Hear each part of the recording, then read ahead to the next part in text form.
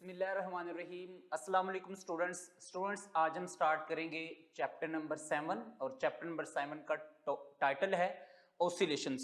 Students सबसे पहले chapter number 7 का जो टाइटल है उसको यहाँ पे लिख लेंगे, चैप्टर नंबर 7। और चैप्टर नंबर 7 का जो टाइटल है that is the oscillations.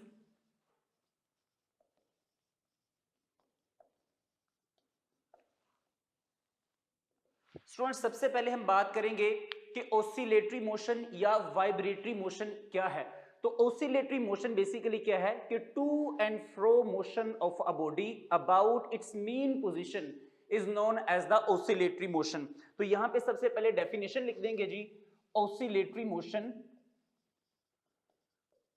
Oscillatory और द वाइब्रेटरी मोशन भी आप इसको लिख सकते हैं।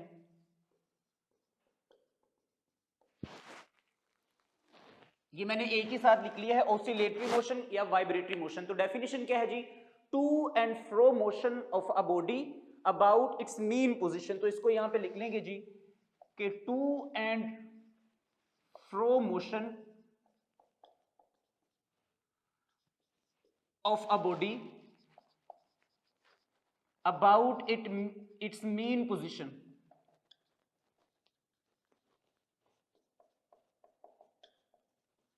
अब टू एंड फ्रो मोशन का मतलब क्या है कि फर्ज करें एक ऑब्जेक्ट है, या हम उसको मैस स्प्रिंग सिस्टम की अगर हम बात कर लें, ये फर्ज करें ये हॉरिजॉन्टल सरफेस पे ये स्प्रिंग है और इस स्प्रिंग के साथ मैस एम का कोई एक ऑब्जेक्ट है, इसको हमने अटैच किया हुआ है।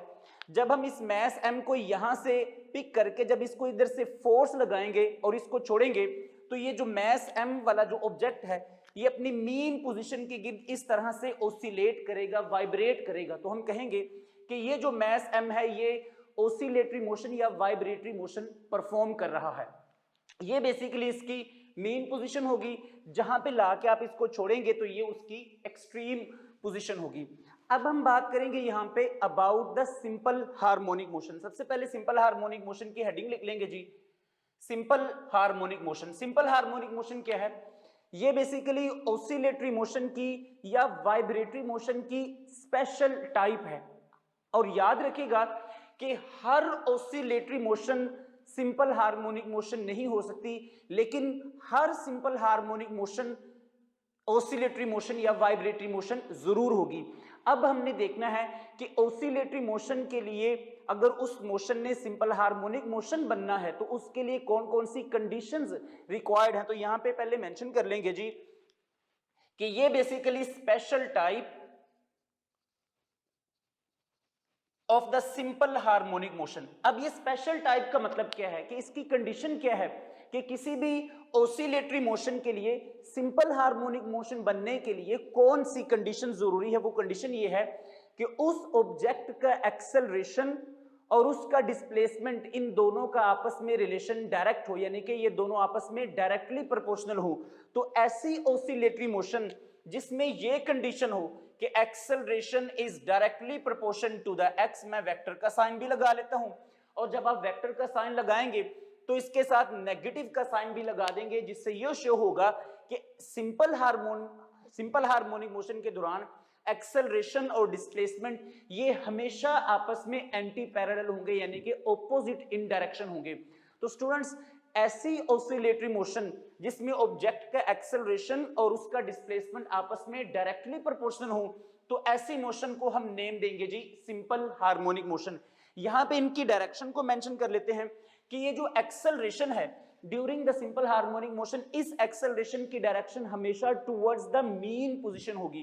तो यहां पे लिख लेते हैं जी, ये हमेशा होगा ऑलवेज टुवर्ड्स मीन पोजीशन। और जो ये डिस्प्लेसमेंट है ये हमेशा होगा always away from the mean position या टुवर्ड्स द एक्सट्रीम पोजीशन, भी आप इसको लिख सकते हैं। ये होगा जी टुवर्ड्स एक्सट्रीम पोजीशन। और यहां पे एक छोटा सा एमसीक्यू भी आप बना सकते हैं कि during the simple harmonic motion हर इंस्टेंट पे, हर पॉइंट पे एक्सेलरेशन और डिस्प्लेसमेंट के दरमियान जो एंगल बनेगा that would be equal to the 180, यानी कि theta it is equal to 180 degree between the acceleration and the displacement of the object. Simple harmonic motion में हर पॉइंट पे इन दोनों के दरमियान एंगल 180 डिग्री बनेगा। अब यहां पे हम बात करेंगे कि अगर हमारे पास एक मैस स्प्रिंग सिस्टम है और उस मैस स्प्रिंग सिस्टम की हमने मोशन को अगर हमने ऑब्जर्व करना हो कि क्या वो सिंपल हार्मोनिक मोशन परफॉर्म कर रहा है, तो वो सारे जो पॉइंट्स हैं उनको वन बाय वन हम डिस्कस करेंगे। हेडिंग मेंशन कर लेंगे जी, simple harmonic motion and mass spring system. कि मैस स्प्रिंग सिस्टम जब सिंपल हार्मोनिक मोशन परफॉर्म करेगा तो उस पे जो रिस्टोरिंग फोर्स है और उसका जो एक्सेलरेशन है वो तमाम पॉइंट्स यहां पे डिस्कस करेंगे। डायग्राम एक बना लेंगे। सपोज ये हॉरिजॉन्टल सरफेस है, यहां पे एक स्प्रिंग है, इसको स्प्रिंग को हमने इस तरह से किसी मैस m के ऑब्जेक्ट के साथ कनेक्ट कर दिया है और ये वाला जो पॉइंट है, ये जो पोजीशन है, this is it's mean position, इसको O से रिप्रेजेंट कर लेंगे। अब अगर मैं मैस m के इस ऑब्जेक्ट को यहां पे फोर्स लगाऊं, अप्लाइड फोर्स यहां से इसको मूव कराऊं, तो ये मैस m सपोज यहां से मूव करके यहां पे आ जाएगा। मैं उसकी डायग्राम यहां पे अलग से बना लेता हूं कि जब आप इस पे अप्लाइड फोर्स एक्सर्ट करेंगे तो फर्ज करें ये मैस m का जो ऑब्जेक्ट है, सपोज ये मूव करके इस जगह पे आ गया, ये मूव करके यहां पे आ गया। तो अब ये जो पोजीशन है स्टूडेंट्स, ये इसकी मेन पोजीशन थी और ये वाली जो इसकी पोजीशन है ये उसकी एक्सट्रीम पोजीशन होगी। इसका मतलब इसने मीन से लेके एक्सट्रीम तक ये जो डिस्प्लेसमेंट है ये कवर किया। Let it be known as the x. और जब आप इसको छोड़ेंगे, इस मैस m को एक्सट्रीम पोजीशन पे लाके छोड़ेंगे तो ये इधर मीन पे आएगा, मीन पे यहां पे ये दोबारा फिर इधर आ जाएगा, यहां पे इसकी दूसरी एक्सट्रीम पोजीशन होगी। सपोज वो भी डिस्टेंस x है, आप इस पॉइंट को B पॉइंट भी कह सकते हैं, यानी कि A और यहां पे B पॉइंट जो है वो इसकी एक्सट्रीम पोजीशन होगी और O जो है इसकी मीन पोजीशन होगी। अब देखिए स्टूडेंट्स, एक फोर्स है अप्लाइड फोर्स। अब देखें मीन पोजीशन से जब हम इसको एक्सट्रीम पोजीशन पे लेके जा रहे हैं तो ये अप्लाइड फोर्स है। जब आप इसको एक्सट्रीम पोजीशन पे लाके छोड़ेंगे तो ये ऑब्जेक्ट खुद ब खुद मीन की तरफ नहीं जाएगा, बल्कि जब आप इसको मीन से एक्सट्रीम लेके आ रहे थे तो इस ऑब्जेक्ट में, इस स्प्रिंग में एक रीस्टोरिंग फोर्स थी। रीस्टोरिंग फोर्स की वजह से ये ऑब्जेक्ट एक्सट्रीम से मीन की तरफ आ रहा है। अब जरा देखें कि रीस्टोरिंग फोर्स का फैक्टर किन किन चीजों पे डिपेंड कर रहा है। जाहिर है स्टूडेंट्स, यहां से अगर हम मीन की बात करें तो मीन पे जितनी अप्लाइड फोर्स ज्यादा होगी उतना ये डिस्प्लेसमेंट ज्यादा कवर करेगा। तो मैं रिलेशन यूं बना लेता हूं कि FA मतलब अप्लाइड फोर्स, तो applied force is directly proportion to the x, कि जितनी अप्लाइड फोर्स ज्यादा होगी उतना ये डिस्प्लेसमेंट ऑब्वियसली ज्यादा होगा। अगर मैं इसको ओपन करूं तो ये अप्लाइड ये इस तरह से बन जाएगा, it is equal to the kx। अब देखिए स्टूडेंट्स, अप्लाइड फोर्स की डायरेक्शन किधर से किधर है जी? मीन से एक्सट्रीम की तरफ। लेकिन रीस्टोरिंग फोर्स क्या कर रही है? वो ऑब्जेक्ट को एक्सट्रीम से मीन की तरफ लेके आ रही है। अब इसका मतलब अप्लाइड फोर्स जितनी ज्यादा होगी रीस्टोरिंग फोर्स भी उतनी ज्यादा होगी, क्योंकि अप्लाइड फोर्स ज्यादा है तो ये डिस्प्लेसमेंट ज्यादा है। तो जितना डिस्प्लेसमेंट ज्यादा होगा उस ऑब्जेक्ट में रीस्टोरिंग फोर्स भी उतनी ही ज्यादा होगी। लेकिन अप्लाइड फोर्स की डायरेक्शन और रीस्टोरिंग फोर्स की डायरेक्शन ऑपोजिट होगी, क्योंकि रीस्टोरिंग फोर्स उसको एक्सट्रीम से मीन लेके जा रही है।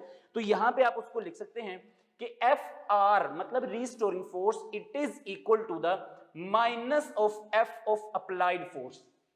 ये रिलेशन आप इस तरह से भी लिख सकते हैं कि restoring force it is equal to, देखें FA बेसिकली यहां पे किसके इक्वल है? माइनस का साइन ये वाला, और ये KX यहां पे आ जाएगा।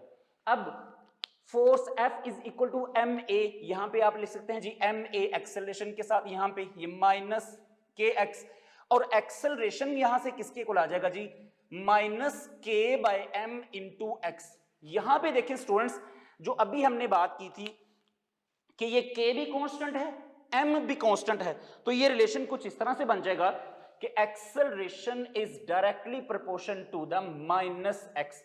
तो देखिए स्टूडेंट्स, ये वाली बात, ये जो बात हमने यहां पे की थी वो एक बात यहां पे प्रूव हो जाती है। और एक और चीज याद रखना है कि जो एक्सेलरेशन प्रोड्यूस हो रहा है वो रीस्टोरिंग फोर्स की वजह से प्रोड्यूस हो रहा है। रीस्टोरिंग फोर्स यहां पे एक्सेलरेशन प्रोड्यूस करा रही है। अब देखिए स्टूडेंट्स, अगर मैं एक जनरल बात करूं डायरेक्शन के अलावा, इन जनरल मैं यहां पे मेंशन कर सकता हूं, in general F it is equal to the k x. आप इस रिलेशन को हुक्स लॉ भी कह सकते हैं, इस रिलेशन को हुक्स लॉ भी कह सकते हैं। अगर मैं यहां से के को सेपरेट कर लूं तो के इज इक्वल टू बन जाएगा जी एफ बाई एक्स। ये के क्या है जी, के के 3 डिफरेंट नेम है। K is the spring constant, k is the force constant and k is the stiffness constant. इन तीनों को मैं यहां पे मेंशन कर लेता हूं। It is are known as the spring constant, आप इसको फोर्स कांस्टेंट भी कह सकते हैं और आप इसको स्टिफनेस कांस्टेंट भी कह सकते हैं। यहां पे इसको लिख देते हैं जी स्टिफनेस कांस्टेंट। सबसे पहले अब इसके यूनिट्स की बात कर लेते हैं कि के यूनिट्स क्या हैं। तो देखिए फोर्स का यूनिट न्यूटन और डिस्प्लेसमेंट का यूनिट जो है ये बेसिकली उसमें एक्सटेंशन है, ये मीटर आ जाएगा इसका यूनिट। तो यूनिट इसका बन जाएगा यहां से जी न्यूटन पर मीटर, ये उसका यूनिट बन जाएगा। और इसका यूनिट जो न्यूटन पर मीटर है is same as that of the unit of the surface tension. वो आप यहां पे मेंशन भी कर सकते हैं, same as that of the surface tension. अब हम बात करेंगे कि ये जो स्प्रिंग कांस्टेंट है इसकी डिपेंडेंस किन किन फैक्टर्स पे है। तो यहां पे हेडिंग लिख देंगे जी डिपेंडेंस ऑफ द के किन किन फैक्टर्स पे डिपेंड कर रहा है।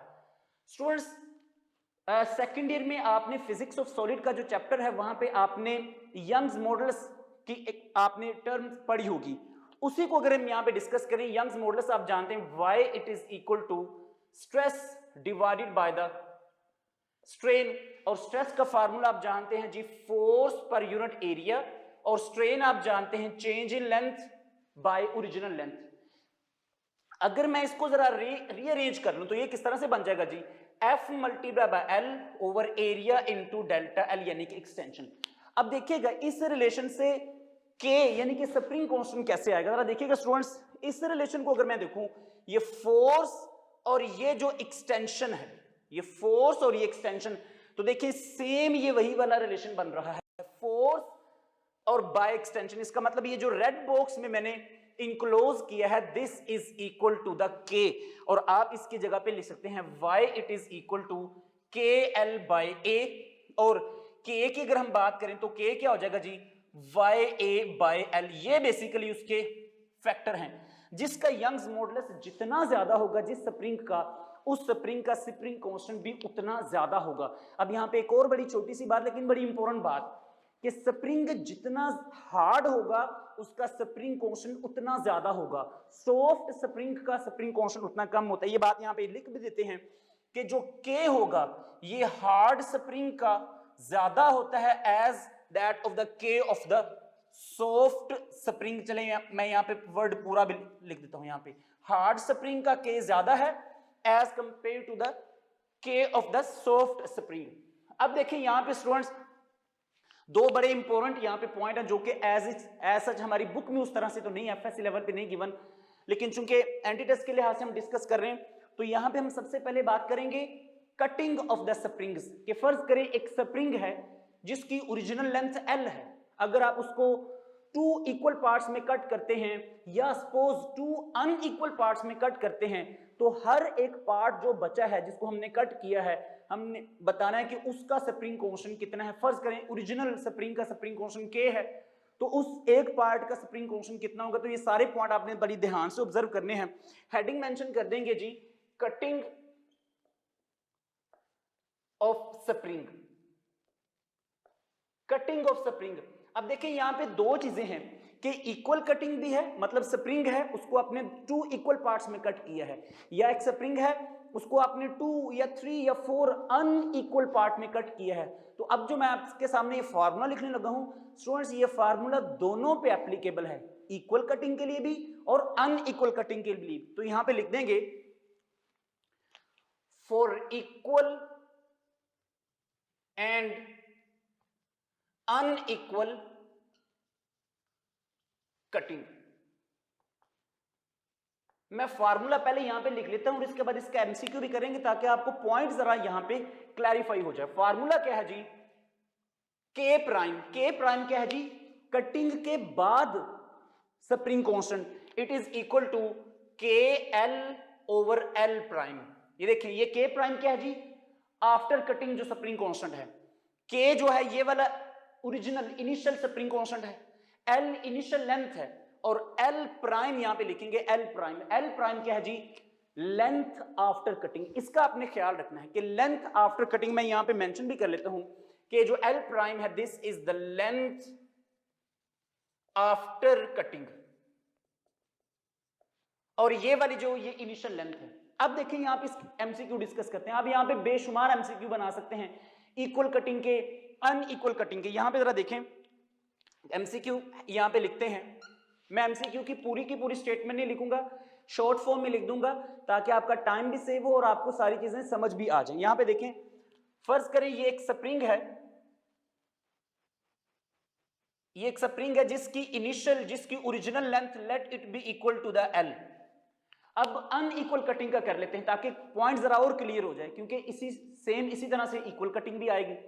इनिशियल लेंथ इसकी एल है, मैं कहता हूं इसको आपने 2 पार्ट्स में इस तरह से कट करना है कि एक जो इसका हिस्सा है, सपोज ये जो लेंथ है दैट इज द l/4, मतलब 1/4 पार्ट में इसको कट किया है, तो ऑब्वियसली ये जो रिमेनिंग पार्ट होगा this would be the 3l/4, यानी कि l माइनस l/4 करेंगे तो 3l/4 आ जाएगा। अब अगर आपको पेपर में ये पूछा जाए, और एक और एडिशनल चीज यहां पे कि इनिशियल लेंथ इसकी l थी और इस स्प्रिंग का, इस पूरे स्प्रिंग का जो इनिशियल स्प्रिंग कांस्टेंट था that is equal to the k, ये उसका इनिशियल स्प्रिंग कांस्टेंट है। तो हमने बताना है कि कटिंग के बाद ये वाला जो हिस्सा बचा है 1/4 इसका स्प्रिंग कांस्टेंट क्या है, और कटिंग के बाद ये वाला जो हिस्सा 3/4 यानी कि 3l/4 ये जो हिस्सा बचा है इसका स्प्रिंग कांस्टेंट क्या है। तो स्टूडेंट्स बिल्कुल आसान बात, मैं यहाँ पे आपको एक छोटा सा शॉर्टकट बताता हूँ लेकिन आपके काम बहुत आएगा। या जरा देखिएगा, अगर मैंने इस पार्ट का, सिर्फ इस पार्ट का l/4 का स्प्रिंग कांस्टेंट निकालना तो कैसे निकालेंगे, k प्राइम, आप ये वाला फार्मूला यूज कर सकते हैं।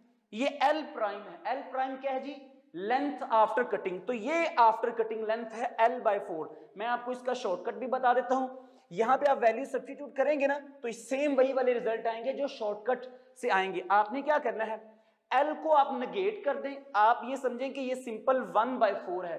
स्टूडेंट्स जो लेंथ आफ्टर कटिंग होगी आप उसका रेसिप्रोकल ले लेंगे तो बेसिकली वो k प्राइम आ जाएगा। तो देखें आप ये समझे लेंथ को, l को आप नेगेट कर दें, इग्नोर कर दें फॉर द टाइम बीइंग, तो ये बन जाएगा 1/4 सिंपल। तो 1/4 का रेसिप्रोकल लेंगे तो ये सिंपल कितना बन जाएगा जी, 4k, k साथ लगा दीजिएगा, ऑब्वियसली k पहले भी लगा हुआ है। यहां पे ये अब आपने जरा देखें इसका k प्राइम है, तो देखें l को नेगेट कर दें एक लम्हे के लिए तो ये 3/4 है, 3/4 का रेसिप्रोकल लेंगे तो स्टूडेंट्स ये कितना बन जाएगा जी, 4/3, और k ऑब्वियसली इस फार्मूले में ही लगा हुआ है।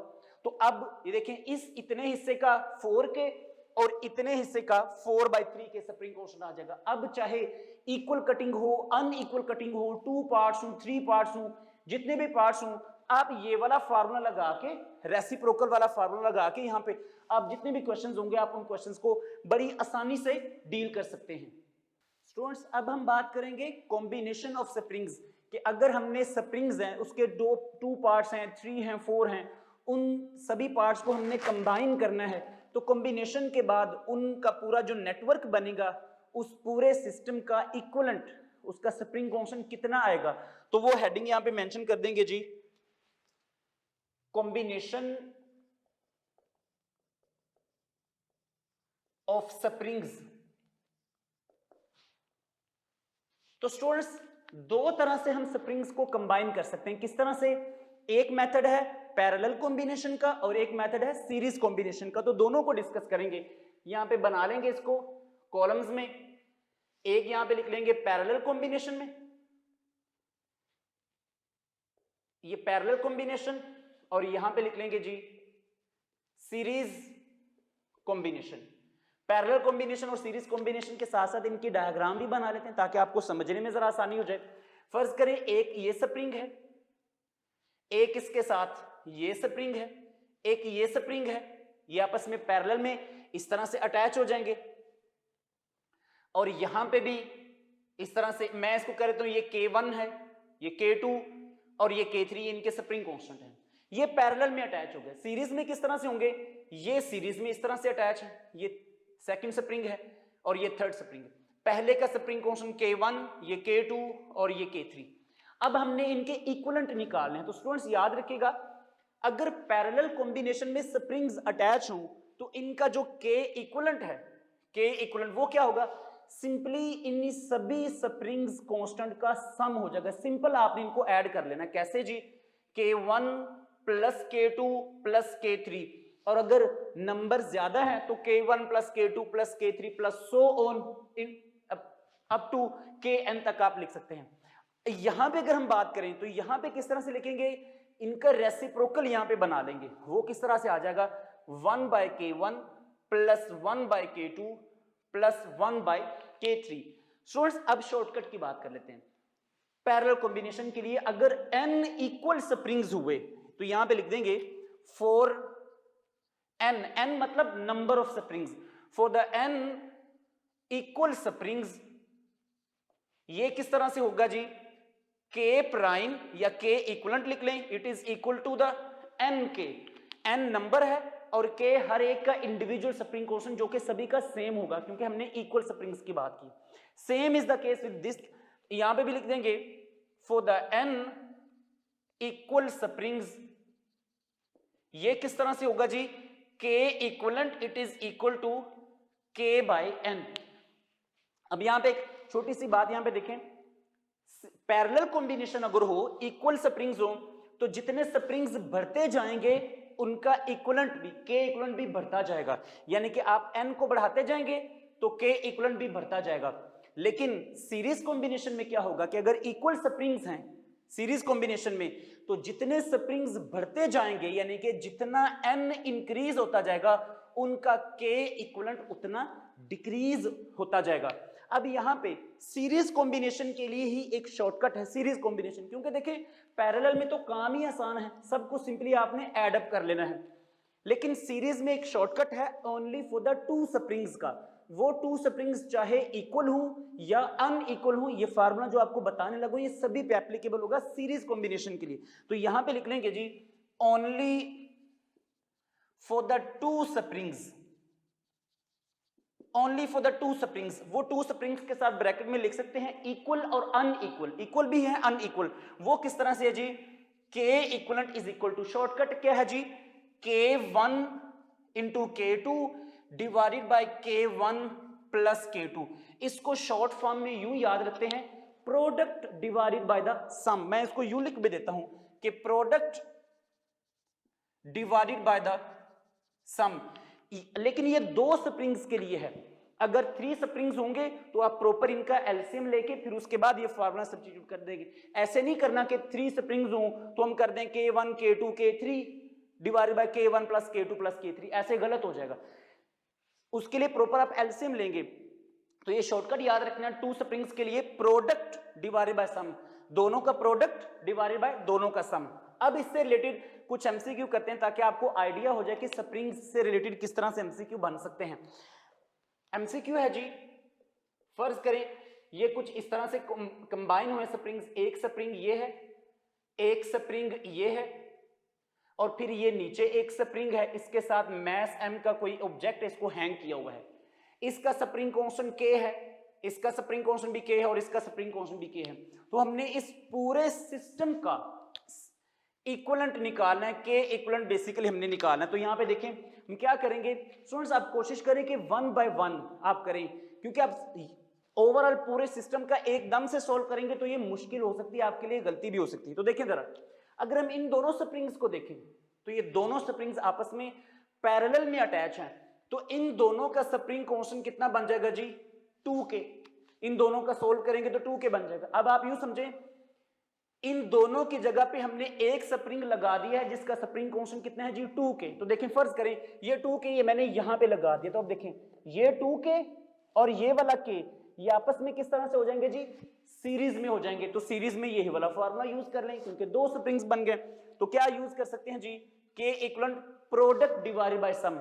अब एक है हमारे पास है 2k और एक है जी k, तो वही प्रोडक्ट डिवाइडेड बाय सम, तो यहां पे आ जाएगा जी 2k multiply by k into 2k plus k। Shortcut है, जितनी आसानी से याद रख सकते हैं उतनी जल्दी से आप इसका सोल्यूशन भी निकाल सकते हैं। तो ये आ जाएगा जी 2k square divided by the 3k, ये k स्क्वायर से कैंसिल, तो ये बन जाएगा जी 2/3k, ये वाला यानी कि 2k/3, ये इसका रिलेशन आ जाएगा। बेसिक टेक्निक आपने इन फार्मूले से सीखनी, बाकी इससे रिलेटेड जितने भी एमसीक्यू आएंगे आप उनको आसानी से एडजस्ट कर सकते हैं। स्टूडेंट्स, अब हम यहाँ पे नेक्स्ट टॉपिक स्टार्ट करेंगे जो कि है simple harmonic motion and uniform circular motion. कि फर्ज करें सर्कल में एक ऑब्जेक्ट मूव कर रहा है, एक पार्टिकल मूव कर रहा है और उसके साथ सिंपल हार्मोनिक मोशन भी अटैच है, मैस स्प्रिंग उसके साथ एक पॉइंटर है जो कि सिंपल हार्मोनिक मोशन परफॉर्म कर रहा है। तो हमने देखना है कि क्या इन दोनों की मोशन सिंक्रोनाइज्ड है, क्या इन दोनों की मोशन सिंपल हार्मोनिक मोशन हो सकती है कि अगर कोई ऑब्जेक्ट सर्कुलर मोशन में परफॉर्म कर रहा है तो हमने उस पार्टिकल के लिए इंस्टेंटेनियस डिस्प्लेसमेंट, इंस्टेंटेनियस वेलोसिटी और इंस्टेंटेनियस एक्सेलरेशन के रिलेशंस यहां से हमने डिस्कस करने हैं। तो मैं हेडिंग मेंशन कर लेंगे जी सिंपल हार्मोनिक मोशन एंड, ये मैं शॉर्ट फॉर्म में लिख रहा हूं, एंड यूनिफॉर्म सर्कुलर मोशन। ये UCM stand for the uniform circular motion. तो अब हमने इस यूनिफॉर्म सर्कुलर मोशन, अगर वो ऑब्जेक्ट परफॉर्म कर रहा है जिसकी मोशन सिंपल हार्मोनिक मोशन भी है अंडर द सर्टेन कंडीशंस जो हमारी बुक में भी लिखी हुई है, हमने उसका इंस्टेंटेनियस डिस्प्लेसमेंट, वेलोसिटी और एक्सेलरेशन के रिलेशन फाइंड करने हैं। तो यहां पे हेडिंग लिख लेंगे जी इंस्टेंटेनियस डिस्प्लेसमेंट, यहां पे आ जाएगा जी उसकी इंस्टेंटेनियस वेलोसिटी, और यहां पे आ जाएगा जी उसका जो इंस्टेंटेनियस एक्सेलरेशन है उस ऑब्जेक्ट के लिए कि जिसकी मोशन सिंपल हार्मोनिक मोशन है। तो अब फार्मूला यहां पे डिस्कस करेंगे। जो डिस्प्लेसमेंट है एक्स से इसको शो करेंगे, x is equal to x note sine theta, आप इसको यू भी लिख सकते हैं, x is equal to x note sine theta. Basically क्या होता है ओमेगा टी, ये हम आगे जाके फेज वाले आर्टिकल में भी पढ़ेंगे, चैप्टर नंबर 5 में भी आपने theta is equal to omega t यहां पे डिस्कस किया होगा। फर्दर क्या लिख सकते हैं जी एक्स नोट साइन ओमेगा, क्या है जी ओमेगा को हम लिख सकते हैं 2 pi by T into small T, यहां पे आ जाएगा। देखिए students, capital T time period है और ये जो स्मॉल टी है ये कोई भी टाइम है, इंस्टेंटेनियस टाइम। यहां पे इसको फर्दर फ्रीक्वेंसी के लिए लिख सकते हैं x is equal to x note sine 2 pi f, क्योंकि 1 by t is equal to frequency into f, ये रिलेशन आप लिख सकते हैं। आपको कोई भी क्वेश्चन आता है डिस्प्लेसमेंट के लिए तो आप देखेंगे कि हमें बेसिकली कौन कौन सा डाटा गिवन है, कौन सा रिक्वायर्ड है, उसके मुताबिक आप इन फार्मूलाई को चूज करेंगे। अगर इंस्टेंटेनियस वेलोसिटी की बात करें तो ये किस तरह से आ जाएगा जी v is equal to we not cos theta, इसको यू लिख सकते हैं v is equal to we not cos omega t. कैसे इसको फर्दर लिख सकते हैं जी, देखिए स्टूडेंट्स एक और फार्मूला इसका ओमेगा की फॉर्मेशन में, वो किस तरह है जी omega X naught square minus X square under root. एक और भी फार्मूला है वी इंस्टेंटेनियस का, V instantaneous is equal to we naught 1 minus X square over X naught square और सब पे अंडर रूट। स्टूडेंट्स आप क्वेश्चन की स्टेटमेंट को देखेंगे और देखेंगे कि डाटा क्या है और हमें फाइंड क्या करना है, उसके मुताबिक जो फॉर्मूला सूटेबल होगा आप उन चारों में से या 5 फार्मूले जितने भी होंगे आप उन फार्मूला में से जो सबसे सूटेबल आंसर फार्मूला होगा जो डाटा के अकॉर्डिंग होगा वो आप यहां पे चूज करेंगे।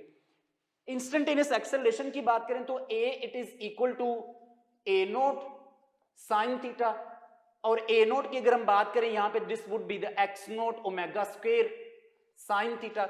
अब देखिए अगर हम वेक्टर की बात करें तो यहां पे मैं वेक्टर अगर लगाऊं और यहां पे भी वेक्टर लगाऊं तो हमने स्टार्ट में बात की थी कि एक्सेलरेशन और डिस्प्लेसमेंट आपस में एंटी पैरेलल हैं, यानी कि इनके ये ऑपोजिट डायरेक्शन में, तो इसलिए इसके साथ माइनस का साइन आ जाएगा। माइनस का साइन ये शो करेगा कि ए और एक्स आपस में ऑपोजिट डायरेक्शन है। स्टूडेंट्स एक और बात का ख्याल रखना है यहाँ पे, ये जो एक्स नोट है, ये जो वी नोट है, ये जो ए नोट है, ये बेसिकली मैक्सिमम को शो कर रहे हैं। मैक्सिमम का मतलब क्या है जी, एक्स नोट का मतलब मैक्सिमम डिस्प्लेसमेंट जिसे हम एम्पलीट्यूड भी कहते हैं। वी नोट का मतलब मैक्सिमम वेलोसिटी और ए नोट का मतलब मैक्सिमम एक्सेलरेशन। अब आप इन फार्मूला को यूज कैसे करेंगे, कुछ एमसीक्यू करते हैं ताकि आपको समझ आ जाए। एमसीक्यू है जी, for the simple harmonic oscillator, ये मैंने SHO लिखा है, सिंपल हार्मोनिक ऑसिलेटर। अगर हम बात करें एक्सेलरेशन की, मैं ये गिवन डाटा इस तरह से है कि जो एक्सेलरेशन है that is the 64 centimetre per second square, और जो एक्स नोट है ये ए नोट और एक्स नोट है जी 16 सेंटीमीटर। फाइंड क्या करना है जी, find the time period. Students capital T time period है और ये जो स्मॉल टी है ये इंस्टेंटेनियस टाइम है, तो कैपिटल टी हमने फाइंड करना है। अब देखें बड़ी ही आसान बात है, देखें एक्सेलरेशन भी गिवन है मैक्सिमम और मैक्सिमम डिस्प्लेसमेंट भी गिवन है, तो आप सिंपली ये वाला फार्मूला यूज कर लें। फार्मूला आपको यूज करना आना चाहिए कि कौन सा फार्मूला हमने यहाँ पे यूज करना है, क्योंकि फार्मूले तो कई हैं, एक एक चीज के कई फार्मूलाए हैं। सोल्यूशन की हम बात करेंगे, सोल्यूशन में आप लिख लेंगे जी A naught is equal to the X naught omega square. अब जो वैल्यूज गिवन है उनको सब्स्टिट्यूट करें। ए नोट कितना है जी 64, मैं यूनिट्स नहीं लिख रहा, 64 है, और एक्स नोट कितना है जी 16, ये ओमेगा स्क्वायर। अब देखें तो जो ओमेगा स्क्वायर है वो बेसिकली क्या हो जाएगा 64/16, तो this would be equal to the 4, मैं यूनिट्स नहीं लिख रहा। इसका मतलब omega square is equal to 4, तो ओमेगा कितना आ जाएगा जी, ओमेगा इज इक्वल टू 2। तो अब देखें हमें तो चाहिए था टाइम पीरियड, हमने फाइंड कर लिया है ओमेगा, तो आप जानते हैं जी देखें ओमेगा अभी हमने लिखा था omega is equal to 2π/t। देखिए फार्मूले से फार्मूला कैसे निकालना है ये भी आपने सीखना है। तो ओमेगा इज इक्वल टू है जी 2π/t इज इक्वल टू 2, तो देखें ये 2 इस 2 से कैंसिल हो जाएगा, तो time period it would be equal to the pi second, ये इसका रिलेशन आ जाएगा। तो आपने इस तरह से एमसीक्यू को सोल्व करना है। अब एक और एमसीक्यू है इसी से रेलेवेंट, मैं यहां पे उसको डिस्कस कर लेता हूं। एमसीक्यू है जी, अगर x it is equal to 0.25 sine 0.5 pi t, ये डिस्प्लेसमेंट की इक्वेशन है। आप यूं लिख दें इफ सिंपल हार्मोनिक मोशन या if a particle is performing simple harmonic motion then its equation for the displacement is given by, तो आपने फाइंड क्या करना है जी, फाइंड एक्स नोट, आपको यूं भी कह सकता है कि फाइंड द एम्पलीट्यूड, और यहां पे दूसरा क्या फाइंड करना है जी, चलें टाइम पीरियड फाइंड कर लेते हैं। तो किस तरह से करेंगे स्टूडेंट्स, अगर आपने यहां पे एक बात याद रखनी है, अगर आपको इक्वेशन से रिलेटेड कोई क्वेश्चन गिवन है, जैसे ये इक्वेशन लिखी हुई है, तो आपने क्या करना है, सबसे पहले आप इसको स्टैंडर्ड इक्वेशन के साथ कंपेयर कर लें। मतलब डिस्प्लेसमेंट की इक्वेशन है तो इसको डिस्प्लेसमेंट की स्टैंडर्ड इक्वेशन के साथ आप इसको कंपेयर करें। तो कंपेयर करने पे क्या मिलेगा, देखें आप जानते हैं जी as x is equal to x note sine omega T, देखिए ये वाली जो डिस्प्लेसमेंट की इक्वेशन थी स्टैंडर्ड, मैंने इसके साथ कंपेयर कर दिया। तो कंपेयर करने पे हमें क्या पता चला, देखिए स्टूडेंट्स यहां पे है एक्स नोट जो हमने फाइंड करना है, और इसके कोरोस्पोंडिंग यहां पे देखें दिस इज द 0.25, तो इसका मतलब ये हुआ कि जो x नोट है that is equal to 0.25। Units उसी तरह से होंगे जो इक्वेशन में यूज की है, मैंने इसलिए यहां पे यूज नहीं की, सेंटीमीटर या मीटर व्हाटसोएवर जो भी है। अब देखें कंपेयर करें, ये साइन है यहां पे भी साइन है, ये टाइम है यहां पे भी टाइम है। अब देखिए ओमेगा क्या है स्टूडेंट्स, याद रखना है आपने कि ये जो फंक्शन है, फर्ज करें यहां पे साइन का फंक्शन है, साइन के फंक्शन के बाद और टाइम से पहले जो भी डिजिट लगा होगा वो बेसिकली ओमेगा होगा। ये देखिए यहां पे साइन के बाद और टाइम से पहले ये बेसिकली फंक्शन है, इसका मतलब देखें साइन के बाद और टाइम से पहले ये ओमेगा, तो इसका मतलब ओमेगा इसके साथ हमने बैलेंस करना है। तो देखें ओमेगा किसके इक्वल आ जाएगा जी, ओमेगा इज इक्वल टू 0.5 पाई, और ओमेगा क्या होता है जी, ओमेगा के सामने मैं यहां पे लिख देता हूं, omega is equal to 2π/t is equal to 0.5 pi. Students देखें ये पाई इस पाई से क्या हुआ, कैंसिल हो गया।